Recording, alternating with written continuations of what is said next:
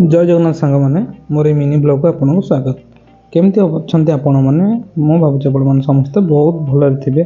सांग मैंने आम आज एक नुआ जगह को पलि आसु, बहुत बढ़िया जगह ये हूँ। सांग मैंने आम भारतर शेष स्थल भाग जो सरी आम इंडिया लैंड आईटी लगी आमर अशोक स्तंभ।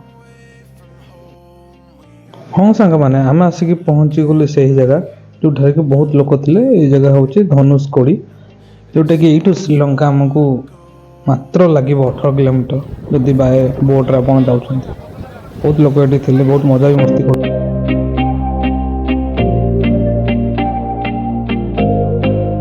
तापर मैंने बहुत भल जिन देखा पाइल जोटा कि मऊसा ये आमको देखा चेष्टा करते। यही जंत्र देखापी मऊसा आमठू नहीं जनक पिछा 50 टंका।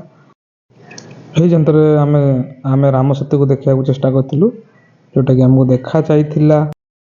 यही समय पछपट जड़े भाई चिल्ले कहले, अरे भाई लंकापति रावण को जर हो देख केमी घोड़ी जूम कलापर मऊसा रेट बढ़े चलिए। एमती बढ़े आमको देखी 30 टଙ୍କା जगह नहीं गले 50 टंका आ जन जन कर देखले राम सेतु।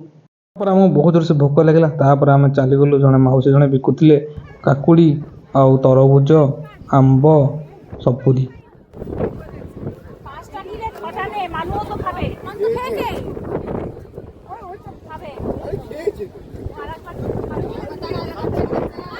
समस्ते मिसी खाइबार मजा नेला परे आमे हमर बुलाबुली सारी घर को फेरी जाइथिलु।